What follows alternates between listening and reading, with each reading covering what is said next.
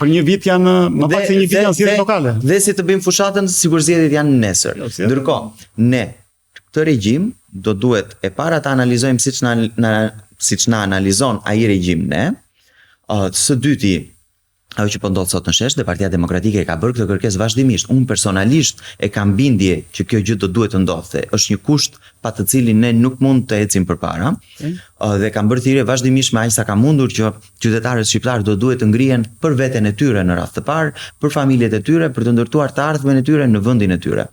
Dhe kjo gjë sot po ndodh për 1000 arsye. Aty ka pjesë vërtetës në Shesh dominojnë edhe thirrjet kundër jush sa kundër Ramës. Nuk do thoja dominojnë. Jo dominojnë, po është një segment i në Shesh ka grupime të ndryshme, sepse janë ngritur segmente të ndryshme të shoqërisë, të cilët kanë problemet e tyre. Secili grupim ka synimet e veta, objektivat e veta, shqetësimet e veta, dhe nuk mund t'ia ndaloj askujt që të dalin në Shesh të protestojë. Ndaj, ky është një hap i parë pozitiv përpara. Që ne në Shesh, në bulevard, kemi grupime të ndryshme që nuk bien dakord për shumë gjëra, për pjesën më të madhe të gjërave. Unë nuk bie dakord për shembull me marksistët që janë në Shesh, me progresistët që janë në Shesh, sepse jam komplet në anën e kundërt. Por ama kanë të drejtën e tyre dhe bëjnë shumë mirë që ngrihen. Që Sheshi për rotacion politik duhet pastaj leadershipi politik jemi në kresë nga partia. Ne jemi në pikën që ne do duhet të rrisim presionin e brendshëm në maksimum. Presioni i brendshëm rritet në maksimum duke lënë më njanë dallimet që ne kemi me njëri tjetrin. Unë e thash dhe e ripërsëris, ne kemi jashtëzakonisht shumë dallime me njëri tjetrin. Po ky momenti tani është që t'i lëm pas këto dallime që ne kemi dhe të fokusohemi tek ajo që na përbashkon, kush është emëruesi më i vogël i përbashkët që ne kemi.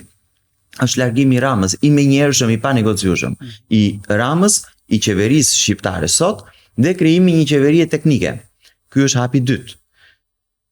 Regjimet largohen me këtë mënyrë në bindjen time të paktën, rritje e presionit të brendshëm, rritje e presionit të jashtëm. Në qoftë se ne rrisim presionin të jashtëm nuk kemi parë, ndaj zotit Rama dhe në qoftë se Rama refuzon të ikë. Nuk është tamam ashtu, por presioni i jashtëm që ka qenë, sidomos në vitin e fundit, ka ardhur në përshkallëzim. Po të shikojmë raportet ndërkombëtare, po të shikojmë retorikën e zyrtarëve europian, retorikën e zyrtarëve amerikan, për kartelet. Sa po mbylli 3 kapitujt të integrimit, ka hapur gjithë kapitujt e integrimit ndaj një viti. Edhe Serbia i ka mbyllur. Marta Kosov shumë entuziaste në lëvdata ndaj zotit Rama. Edhe Serbia i ka mbyllur tani. Mbyllja e provizore e kapitullit për marrëdhëniet me jashtë. Vendi që do presin samitin e NATO-s vitin tjetër. Pra tani. Jo, nuk se ju Jo, që përmendet faktorët e jashtëm. Ju përmendni një sër elementësh që unë kam. Jo, elementet janë brenda një logjike. Janë brenda një logjike. Unë kam të domosdoshme që ne mos t'u japim të mirëqenia qytetarëve, por t'u themi që nuk është tamam kështu. Tre kapitujt tu sapo mbyllën. Kapitujt janë hapur që po ti marri me radh, unë mund t'ua sqaroj se si është në këndvështrimin tim e vërteta. Këto kapitujt i ka hap dhe Serbia, me thënë të drejtën, që është një vend autokrat.